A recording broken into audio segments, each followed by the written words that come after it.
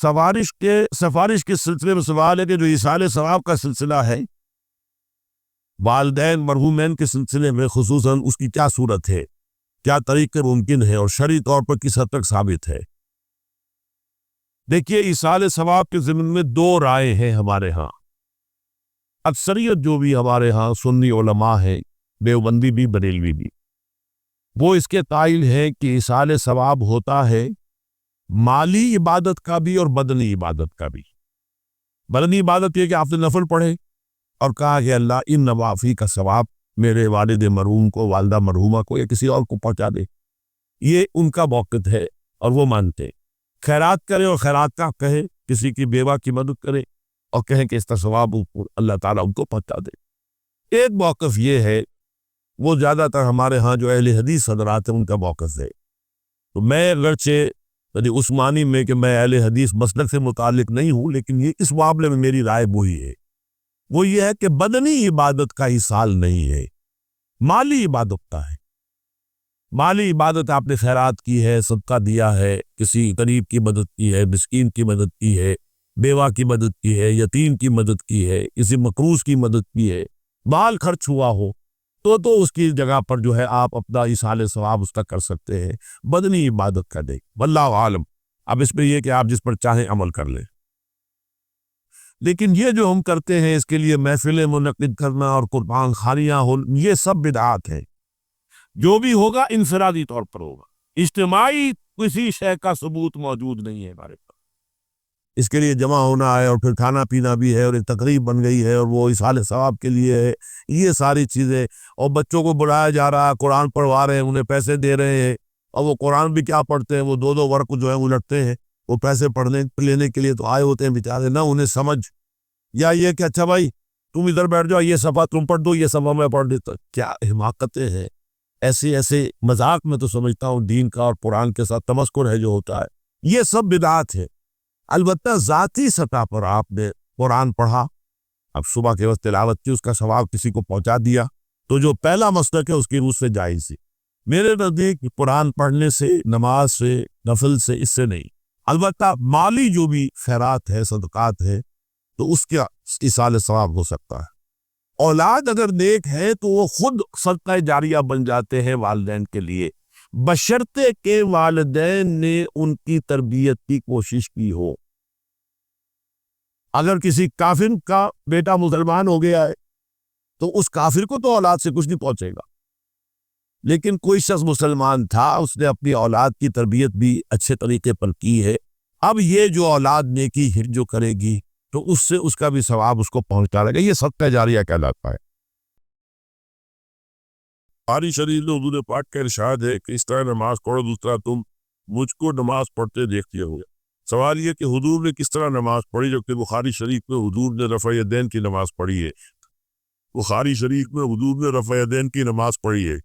دیکھیے، حضور نے مختلف طریقے اختیار کیے، مختلف اوقات میں۔ اب صحابہ کا طرز عمل یہ ہوتا تھا کہ مثلاً ایک روایت آتی ہے کہ ایک صحابی حضور سے ملنے آئے تو بدبوئی تھے، دیہات کے عادل تھے، انہوں نے حضور کو دیکھا کہ آپ کا گریبان کھلا ہوا تھا، آپ کو بٹن لگائے ہوئے نہیں تھی، پھر انہوں نے ساری عمر اپنے گریبان کے بٹن نہیں لگائے کہ میں نے محمد کو اس طرح دیکھا ہے صلی اللہ علیہ وسلم۔ اب یہ ان کا جذبہ ہے، ان کی نیکی ہے، اتباع کا جذبہ ہے۔ یا ایک سفر میں کسی کو دیکھا، کسی نے دیکھا کہ حضور ایک درخت کے نیچے سے ہو کر گزرے، اب وہ جب بھی جاتے تھے اتر اس کے نیچے سے ہو کر گزرتے تھے، چاہے اس کی کوئی مقصد نہیں تھی، لیکن یہ کہ اتباع کا جذبہ۔ تو اس میں یہ ہے کہ نماز کی بعض چیزیں ایسی ہیں کہ جن میں معلوم ہوتا ہے کہ حضور کچھ اس میں رد و بدل کرتے رہے۔ کبھی اپنے ہاتھ بالکل کھلے چھوڑ کر بھی نماز پڑھی ہے، کبھی آپ نے ہاتھ نیچے باندھے، کبھی اوپر باندھے۔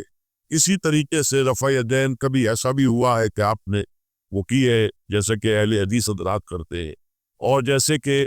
یہ شیعہ کرتے ہیں، وہ اس سے بھی زیادہ کرتے ہیں رفع یدین۔ اہل حدیث سے آگے ہیں، وہ بہت آگے ہیں رفع یدین کے اندر۔ اور ایک رائے یہ ہے کہ حضور نے آخری زمانے میں آ کر سارے رفع یدین چھوڑ دیے تھے، سوائے یہی جو تکبیر تحریمہ کو۔ اب یہ روایات، اب یہ بحث ہو جائے گی علمی، کس روایت کا کیا مقام ہے، کس کی کیا حیثیت ہے۔ بخاری شریف میں جو روایت ہے وہ یہی ہے رفع یدین کی، جو آپ صحیح کہہ رہے ہیں، لیکن یہ کہ بخاری شریف واحد کتاب تو نہیں ہے اس حدیث کی، مصنف عبد الرزاق ایک کتاب ہے، اور اسی طریقے سے اور جو اور اس میں یہ کہ امام مالک کے پیروکار، حالانکہ امام مالک مدینے کے دارالہجرہ کے امام ہیں، وہ رفع یدین نہیں کرتے، امام شافعی کے کرتے ہیں، امام مالک کے نہیں کرتے، امام ابو حنیفہ کے نہیں کرتے۔ تو ان چیزوں میں بہت زیادہ پریشان ہونے کی ضرورت نہیں۔ اصل جو معجزہ ہے حضور کا اور اسلام کا وہ یہ ہے کہ 1400 برس گزر گئے لیکن نماز کے ضمن میں اتنا اختلاف نہیں ہے کہ تمام مسلمان باجماعت نماز نہ پڑھ سکے، لیکن رفع یدین کرنے میں جماعت ٹوٹی نہیں، آپ نے کیا یا نہیں کیا، جماعت کی فارمیشن برقرار رہی۔ فرض کیجئے کوئی شخص یہ سمجھتا کہ پہلے سجدہ ہے پھر رکوع ہے، تو اب یہ دو آدمی ساتھ نماز نہیں پڑھ سکتے، جن میں سے ایک کے نزدیک پہلے رکوع ہے پھر سجدہ ہے، دوسرا یہ سمجھتا ہے کہ نہیں پہلے سجدہ پھر رکوع ہے، نہیں ہو سکتا، ان کی جماعت اب جمع نہیں ہو سکتا۔ یا کسی کا یہ خیال ہو کہ جیسے ہر رکعت میں رکوع ہے کہ سجدہ بھی ہے، کہ وہ ایک سجدہ کر کے کھڑا ہو جائے، اب ظاہر بات ہے دوسرا شخص جس کے نزدیک دو سجدے وہ ایک اور سجدہ کرے گا، پرمیشن ٹھیک گئی، اب وہ ساتھ نماز بھی پڑھ سکتے۔ 1400 برس بیت گئے، مشرق بعید سے مغرب بعید، پوری دنیا آج تو کوئی کونا ہے ہی نہیں جہاں مسلمان نہ ہو، لیکن جو سالڈ مسلمان جو ہے وہ کو آپ سمجھیے کہ انڈونیشیا سے لے کر موریتانیہ تک تو مسلمانوں کی کتنی بڑی تعداد، لیکن کہیں ایسا نہیں ہے کہ آپ کی فارمیشن فکری ہوئی، کوئی ایسا مسلک نہیں ہے جس میں یہ خیال ہو کہ مغرب کی رکعت میں 2 ہے جیسے فجر کی ہے، کوئی 3 رکعت ہے، کوئی ایسا مسلک نہیں جس میں یہ معلوم ہو کہ فجر کی رکعتیں 3 ہے 2 نہیں ہے، عصر کی 2 ہے یا 4 6 ہے، وہی رکعت کی ترتیب، پہلے کھڑے ہونا ہے پھر رکوع ہے پھر کھڑے ہونا پھر سجدے میں جانا پھر بیٹھنا پھر سجدہ پھر کھڑے ہونا، فارمیشن نہیں ٹوٹتی، شیعہ ہو سنی ہو اور اس میں حنفی ہو مالکی ہو شافعی ہو حنبلی ہو زیدی ہو ظاہریہ ہو کوئی بھی ہو، کسے باشد تمام مسلمان مل کر جماعت سے نماز ادا کریں گے اور ان کی جماعت ٹوٹتی نہیں۔ یہ ہے جس کو ہمیں سمجھنا چاہیے۔ یہ کیوں ہے؟ سلو کما رأیتمونی اصلی، کہ حضور کی کو جس طرح دیکھا صحابہ نے نماز پڑھتے ہوئے ویسے نماز پڑھ رہے تھے، صحابہ نے ویسے نماز پڑھی تھی، پھر آپ کے بعد تابعین نے اسی طریقے سے نماز پڑھی، پھر اس کے بعد تبع تابعین نے پڑھی، نسل بعد نسل منتقل ہوا۔ آپ کے تھوڑا اختلاف اگر ہے تو اس کے لیے زیادہ پریشان نہیں ہونا چاہیے۔ حضرت حاضرین اور محترم خواتین، السلام علیکم ورحمۃ اللہ وبرکاتہ۔ آپ کے علم میں اس سے پہلے بھی آ چکا ہوگا اور ابھی بھی آپ کو یاد دہانی کرا دی گئی ہے کہ میری گفتگو کا موضوع ہے اللہ تعالیٰ کا انسانوں سے واحد مطالبہ۔ آپ حضرات میں سے بہت سے لوگ حیران بھی ہوئے ہوں گے کہ واحد مطالبہ کیا مان؟ اللہ کے تو مطالبے بہت سے، نماز پڑھو 5 وقت، روزہ رکھو رمضان کا، صاحب نصاب ہو تو زکوٰۃ ادا کرو، اور صاحب استطاعت ہو تو حج کرو، اپنا مال خرچ کرو اللہ کی راہ، خنزیر مت کھاؤ، مردار مت کھاؤ، خون مت کھاؤ، اور جو چیزیں اللہ کے سوا کسی اور کے نام پر ذبح کی گئی وہ ان کا گوشت مت کھاؤ، شراب نہ پیو، سود مت کھاؤ، جوا مت کھیلو، شریعت کے احکام جتنے بھی ہے وہ اللہ کے مطالبات ہیں۔ لیکن مسئلہ یہ ہے کہ اگر ہم ایک لفظ میں کہنا چاہیں کہ ہمارا رب ہم سے کیا چاہتا ہے، ایک لفظ، اس کے لیے میں آپ کو ایک حدیث بھی سنا دوں۔ ایک بندو صحابی حضور کی خدمت میں حاضر ہوئے، دیہاتی تھے، انہوں نے عرض کیا کہ اے اللہ کے رسول، میں زیادہ باتیں نہ سمجھ سکتا ہوں نہ یاد رکھ سکتا ہوں، مجھے تو بس کوئی ایک بات ایسی بتا دو کہ میں اس کو مضبوطی سے تھام لوں اور میری نجات ہو جائے۔ حضور نے یہ نہیں فرمایا یہ تم کیا بے وقوفی والا سوال کر رہے ہو، ایک بات تو نہیں ہے، یہ تو بہت سی بات ہے۔ آپ نے تو ہمیں بھی اصول بتایا ہے کہ کلم الناس علی قدر وقوعہ، لوگوں کے گفتگو کیا کرو ان کی عقل و فہم کے مطابق۔ لہٰذا آپ نے جواب دیا قل آمنت باللہ ثم استقم، بات ختم، کرو میں ایمان لایا اللہ پر، پھر اس پر جم جاؤ۔ اب یہ کہنا تو آسان ہے میں اللہ پر ایمان لایا، لیکن جم جانا،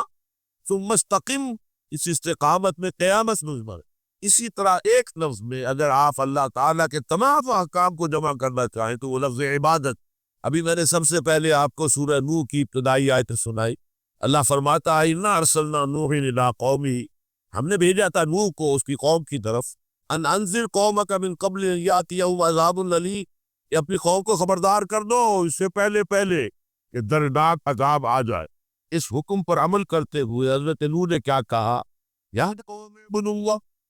واتقوہ واطیعون، اے میری قوم کے لوگوں اللہ کی عبادت کرو، اس کا تقوی اختیار کرو اور میری اطاعت کرو۔ تو آپ نے دیکھا ہوگا کہ مکی صورتوں میں، سورہ آراف میں، سورہ یونس میں، سورہ شعراء میں بار بار اولو العزم رسول جو ہے اللہ کے، حضرت نوح علیہ السلام، حضرت ہود علیہ السلام، حضرت صالح علیہ السلام، حضرت لوط علیہ السلام، حضرت شعیب علیہ السلام، حضرت ابراہیم علیہ السلام، حضرت موسیٰ علیہ السلام، حضرت عیسیٰ علیہ السلام، ان سب کی دعوت ایک ہے، یا قوم اعبدوا اللہ ما لکم من الہ غیرہ، اے میری قوم کے لوگوں اللہ کی عبادت کرو، اس کے سوا تمہارا کوئی معبود نہیں ہے۔ کئی الفاظ آتے ہیں یا قوم اعبدوا اللہ واطیعون، اے میری قوم کے لوگوں اللہ کی عبادت کرو اور میری اطاعت کرو۔ تو ایک لفظ اگر ہے تو عبادت، اسی لیے میں نے آپ کو دوسری آیت سنائی سورہ زاریات کی، وما خلقت الجن والانس الا لیعبدون، میں نے جنوں اور انسانوں کو نہیں پیدا کیا مگر صرف اس لیے کہ میری عبادت کر۔ گویا کہ غرض تخلیق آدم،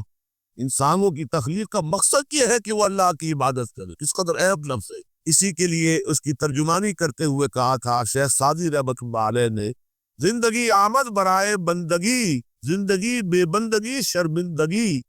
یہ میں آپ کو بتاؤں گا کہ عبادت کا سب سے بڑا حصہ جو ہے بندگی ہے، غلامی ہے، اطاعت۔ انسان کا مقصد سے تخلیق عبادت، البتہ اس میں جو بات سمجھنے کی ہے وہ یہ ہے، عبادت ہمہ تن، ہمہ وقت، ہمہ وضو درکار، اللہ کی بندگی، اللہ کی غلامی، اللہ کی عبادت، اس کا تقاضا کیا ہے؟ ہر وقت، ہر آن، ہر لحظہ، ہر معاملے میں اللہ کا حکم مانا۔ اس لیے کہ اب کہتے تھے غلام کو، آج کل غلامی کا وہ تصور دنیا میں کہیں نہیں ہے۔ غلام اپنے آقا کی ملکیت ہوتا تھا، غلام کو جب چاہے آقا قتل کر لیتا تھا، اس پر کوئی مقدمہ نہیں تھا، نہ 302 کا، نہ 303 کا، نہ 304 کا، کوئی مقدمہ نہیں۔ بالکل ایسے جیسے آپ کی بکری ہو، آپ اس کو ذبح کریں، گوشت کھائیں، بانٹیں اپنے دوستوں میں، تو کوئی آپ سے پوچھ سکتا ہے بکری کیوں ذبح؟ اسی طرح آقا جو ہے اپنے غلام کو اگر ذبح کرتا تھا تو کوئی اس سے نہیں پوچھتا تھا تم نے کیوں کیا، کیونکہ میرا غلام ہے، میرا غلام تھا، میں نے اس کو ذبح کر دیا۔ اچھا، آج ہمارے ذہن میں سب سے بڑا نقشہ آتا ہے ملازم کا۔ یہ ملازم جو ہے، جس نے ملازم رکھا ہے، امپلائر اور امپلائی ریلیشن شپ کیا ہے، زیادہ سے زیادہ وہی ہمارے سامنے آتا ہے۔ لیکن اس میں آپ نوٹ کریں گے کہ ملازم ہمہ وقت نہیں ہوتا، اس کی ملازمت کا وقت مقرر ہے۔ پہرہ دار ہے، 12 گھنٹے پہرہ دے گا رات کو، اس کے بعد جا کے سوئے گا۔ اگر وہ کھانا پکانے والا ہے، کھانا پکائے گا، کوئی اور کام آپ نہیں کہہ سکتے۔ آپ کہیں جا کے میرا ٹائلٹ صاف کراؤ، صاف کہنے گا جناب میں آپ کا خانسامہ ہوں، میں آپ کا کھانا پکانے کے لیے ملازم ہوا ہوں، ٹائلٹ صاف کرنے کے لیے نہیں ہوا۔ یہ ملازم جو ہے یہ ہمہ وقت نہیں، یہ ہمہ جہر نہیں ہے، ہمہ تن نہیں ہے۔ لیکن غلام جو ہوتا تھا، غلام کسی وقت بھی کام نہیں کر سکتا، رات کو 12-1 بجے آقا حکم دے وہ تو پورا کرنا ہوگا، جو حکم دے پورا کرنا ہوگا۔ لہذا اس غلامی کا تصور کیجئے۔ عبد سے بنا عبادت، جیسے بندہ، فارسی میں عبد تک کیا بندہ، بندہ و آقا، تمیز بندہ و آقا فساد آدمیت ہے۔ لیکن وہ بندہ جو ہے جس سے بندگی بنا ہے، میں نے ابھی آپ کو خیر سنا دیا، زندگی آمد برائے بندگی، زندگی بے بندگی شرمندگی۔ تمہیں تو پیدا ہی کیا گیا اس لیے کہ ہماری عبادت کرو، تمہارا مقصد تخلیق یہ ہے کہ ہماری عبادت کرو۔ تو یہ عبادت ہے ہمہ تن، ہمہ وقت، ہمہ وجوہ، اللہ کی اطاعت، اللہ کی غلامی، اللہ کی بندگی۔ بدقسمتی سے ہمارے ہاں تصور، ہمارا جب زوال شروع ہوا ہے، یہ کوئی 2-4 صدی کی بات نہیں ہے، 1000 سال سے ہمارا زوال زوال زوال زوال زوال چلا۔ اس زوال میں ہمارے مفہوم بدل گئے، ہمارے معنی بدل گئے، الفاظ کے اصطلاحات کا مفہوم تبدیل ہو گیا ہے۔ اب ہم کیا سمجھتے ہیں عبادت ہے نماز، روزہ، حج و زکوٰۃ، بس یہ عبادت ہے، اور عبادت کسی کیا؟ بہت غلط بات۔ سوچئے اگر عبادت کے ہی ہے نماز روزہ، تو کیا ہم 24 گھنٹے نماز پڑھتے؟ اللہ نے کہا میں نے پیدا ہی کیا عبادت کے لیے، تو کیا 24 گھنٹے روزہ رکھتے ہیں؟ کیا 12 مہینے روزہ رکھتے ہیں؟ کیا ہر وقت 24 گھنٹے نماز پڑھتے؟ نہیں، یہ نماز، روزہ، زکوٰۃ، حج، یہ عبادات تو ہیں، وہ اصل عبادت ہے بندگی، اطاعت، غلامی، جو ہمہ وقت ہے، ہول ٹائم، ہمہ جہد، ہمہ وجوہ، اللہ کی اطاعت۔ البتہ اس کے ایک چیز کا اضافہ، اطاعت مجبوراً بھی ہوتی ہے۔ آج سے 60 سال پہلے انگریز حکمران تھا ہم پر، ہمیں اس کی اطاعت کرنی پڑتی، لیکن ہمیں انگریز سے محبت تو نہیں تھی نا۔ اسی طرح بنی اسرائیل غلام تھے آل فرعون کے،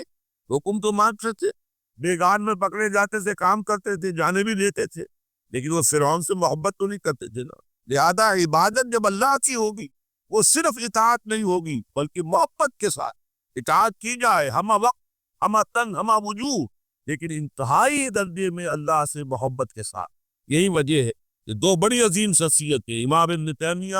اور حافظ ابن قیم رحمۃ اللہ علیہما، ان دونوں نے جو ڈیفینیشنز دی ہے، ہاؤ ٹو ڈیفائن عبادت ہے کیا، تو حافظ ابن قیم کہتے ہیں العبادت تجمع اصلین، دو چیزوں کو جمع کرنے سے عبادت بن، غایت القرب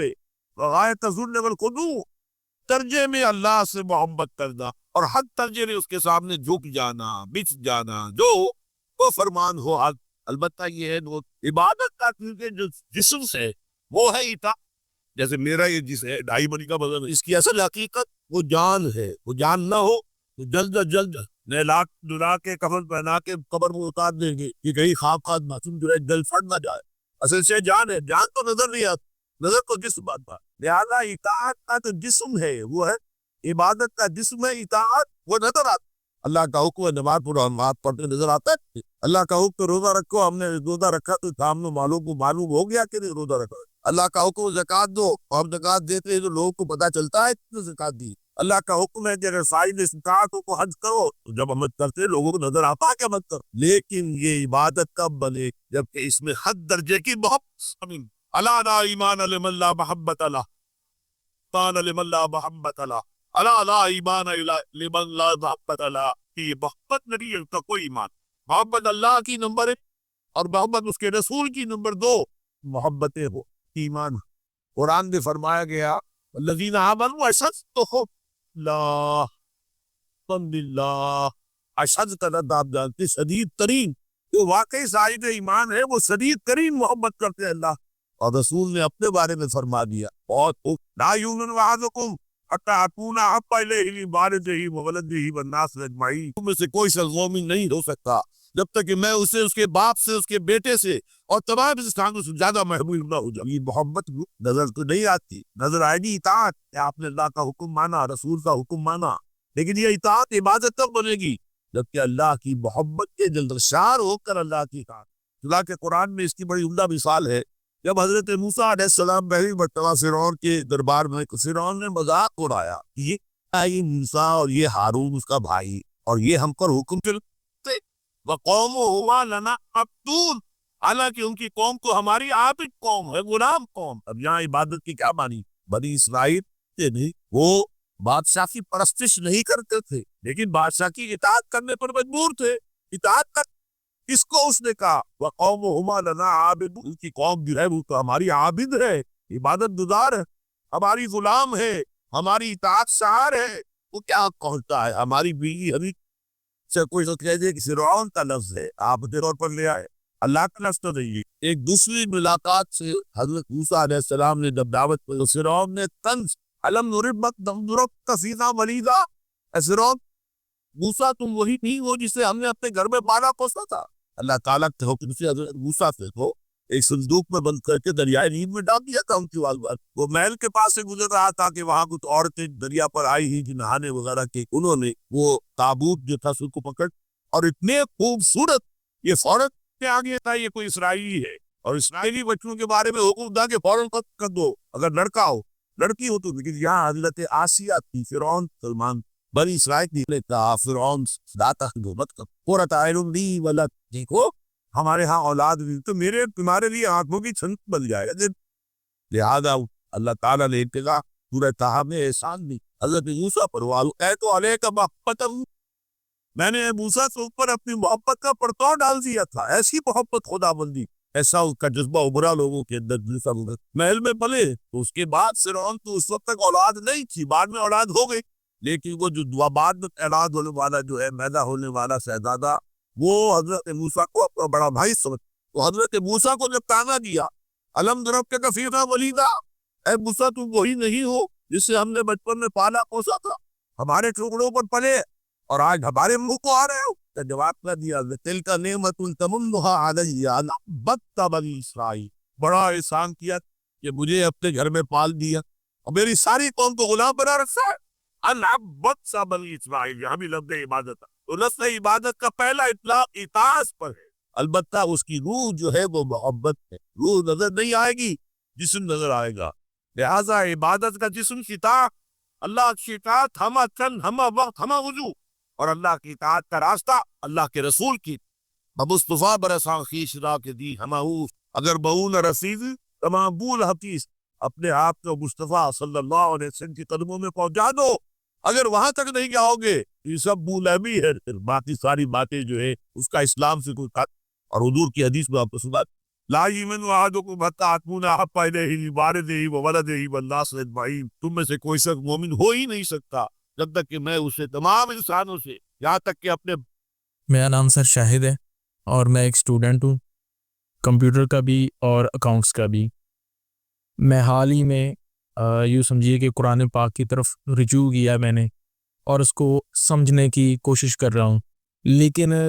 ایک عجیب سی بات یہ آ رہی ہے کہ اتنا زیادہ میٹر موجود ہے قرآن پاک کو سمجھنے کے لیے بھی کہ اس کے کوئی بنیادی اصول سمجھ میں نہیں آ رہے ہیں کہ انڈرسٹینڈنگ اس کو کیسے کرنی چاہیے، سٹیپ وائز کس طرح اس کو سمجھنا چاہیے، آیا کہ ناظرہ اس کو کرنا چاہیے، احادیث سے اس کو سمجھنا چاہیے یا کیسے؟ کیونکہ اگر ہم احادیث کو بھی اٹھا لیتے ہیں پڑھتے ہیں تو کچھ علماء کہتے ہیں جی کہ احادیث کے بارے میں بھی یہ ہے کہ کچھ ضعیف ہیں یا حسن ہے یا اس کا مطلب کسی خاص وقت کے لیے تھا، تو ایک عجیب سا مطلب کہ ذہن کے اندر ایک وہ تلاطم ہو جاتا ہے کہ آدمی کرے کیا کرے، کس طریقے سے اس کو مطلب کہ انڈرسٹینڈ کرنے کی کوشش کرے کہ وہ ایک سیدھی راہ کے اوپر آ جائے کہ اسے قرآن پاک کی بنیادی جو تعلیمات ہیں ان کے اوپر چل کے کم لیکن کامل علم کو حاصل کر سکیں۔ قرآن مجید کی طرف آپ کا رجوع ہوا ہے، توجہ ہوئی ہے، جس کو اللہ کا بہت بڑا فضل اپنے اوپر سمجھیے، اور جب اللہ کا فضل ہو تو پھر اس کا شکر بھی ادا کرنا چاہیے اللہ کے جناب کو۔ میں آپ سے ایک عجیب بات کہہ رہا ہوں، شاید آپ کو بہت وہ نئی سی لگے گی۔ قرآن کو ایسے پڑھیے جیسے بدو پڑھتے۔ بدو نہ فلسفی تھے، نہ منطقی تھے، نہ سائنسدان تھے، نہ ابھی حدیثیں ان کے پاس تھی، نہ ابھی فقہ مرتب ہوئی تھی، وہ کیا تھا؟ عربی زبان، یہ ان کی۔ تو شرط اول جو ہے قرآن مجید کو سمجھنے کے لیے وہ عربی زبان کا سرد و نحو صحیح جاننا یہ لازم۔ پھر قرآن کے متن ہی کو اصل سمجھیے۔ البتہ یہ ہے کہ اس کو آپ سمجھیں کہ یہ پہلا مرحلہ ہے قرآن پر غور کا، قرآن پر فکر کا، قرآن پر سوچ کا۔ اس کے بعد اگلے مراحل بھی آئیں گے، اسی قرآن سے پھر قوانین جو ہے واقف ہونے۔ اچھا، اس میں بعض واقعات ایسے ہیں کہ جو تو ایک تاریخی حیثیت رکھتے ہیں، اب ان میں اس واقعے کے ضمن میں تفصیل میں کہیں کوئی اختلاف ہو گیا تو کوئی حج واقع نہیں ہوتا۔ ابھی میں مثال دیا کرتا ہوں کہ میں چند جملے ابھی آپ کے سامنے یہاں ادا کروں گا، اور پھر 10 منٹ کے بعد پوچھا جائے آپ سے تو ہر شخص جو ہے اس کو کہے گا، وہ جواب جو میرا دے گا وہ مختلف ہوگا، اس میں اس کی اپنی بات بھی شامل ہو جائے گی، اور سوچ میری بات سنتے ہوئے بھی جو اس کا سبجیکٹو مائنڈ ہے وہ اس کے اندر اس وقت حاضر ہوگا، وہ اسے اس کو نہ کوئی نتیجہ از خود اپنے اس سبجیکٹو مائنڈ کے حوالے سے حاصل کرے گا، وہ بیان کرے۔ تو ان چیزوں میں احادیث میں اگر کوئی اختلاف بھی ہو جائے تو اس میں پریشان ہونے کی ضرورت نہیں۔ ابھی ہمارے ہاں یہ جمعے کے اجتماعات میں حدیث جبرائیل جو ام السنہ کہلاتی ہے، جیسے سورہ فاتحہ ام القرآن ہے، ایسے حدیث جبرائیل ام السنہ ہے، سنت کی جڑ و ماں۔ اب اس کی جو روایات آئی ہیں اس میں مختلف اختلاف ہے، الفاظ کا اختلاف ہے، ایسنس ایک ہے، مفہوم ایک ہے، الفاظ میں بڑا فرق ہے، تفاصیل کا فرق ہے۔ تو اس حوالے سے گھبرانے کی ضرورت نہیں ہے۔ پھر یہ کہ فقہی معاملات کے اندر اختلافات ہو گئے، وہ بھی بہت نیچرل ہے۔ آپ کو معلوم ہے کہ ایک ہی مقدمہ ہوتا ہے، 8 جج بیٹھے ہوئے ہیں ایک بینچ پر، 5 کا فیصلہ ایک ہے، 3 کا ایک ہے، اور بھی تقسیم ہو سکتا۔ قانون وہی، اور یہ میں بات کر رہا ہوں سپریم کورٹ کی یا ہائی کورٹ کی، وہاں پہ تو ظاہر بات ہے وہ نئے بیانات نہیں لیے جاتے، وہ جو بھی فائل ہے وہ تو بہت پہلے سے تیار ہو چکی ہے، اس کے اوپر بحث ہوتی ہے، اسی سے اخذ کیا جاتا ہے، مطلب ان کا وہی رہتا ہے، اس کے تبدیلی نہیں ہو سکتی، اس موقع پر کوئی نئی گواہی نہیں آتی۔ تو اس اعتبار سے ان چیزوں پہ گھبرانے کی ضرورت نہیں ہے۔ البتہ آپ آغاز جس طریقے سے کریں وہ میں نے آپ کو بتا دیا ہے، اس میں یہ کہ آپ اصل میں ان تمام جو چیزیں ہیں اضافی، ان سے ذرا صرف نظر کرتے ہوئے عارضی طور پر پہلے قرآن کو ایسے پڑھیے جیسے بدو پڑھتا، اور وہی بات تھی کہ بدو پھر جس طریقے سے موٹیویٹ ہوا، بدو سے مراد میں صحابہ کو عام طور پر نظر دے رہا ہوں، ان کی اس کے لیے وہ نہ سمجھے کوئی توہین کی بات ہے، مطلب یہ کہ میں اس وادی میں کہہ رہا ہوں کہ وہ لوگ فلسفی نہیں تھے، کوئی پڑھے لکھے لوگ نہیں تھے، بلکہ امت کا نام ہی ہے یہ جو ہے امیین، ان پڑھ لوگ، تو ان پڑھ ان لیٹرڈ، حضور کی اشاعت کی گئی ہے امی ہے۔ تو انہوں نے قرآن کو جس طور سے سمجھا ہے وہ ہے بہترین طریقہ قرآن کو سمجھنے کا، اور اسی سے پھر وہ صحیح موٹیویشن ہوتی ہے کہ انہوں نے تن من دھن سب لگا دیا اللہ کے دین کے لیے، اور اللہ کے دین کو غالب کر دیا بحثوں میں پڑھ کر، اور وہ جو باریکیوں میں پڑھ کر، اور بال کی کھال اتار کر، اور منطقی طور پر تجزیہ کر کے، اور فنا احادیث کے تقابل کے اس میں پڑھ کر علم کا تو اضافہ ہوگا،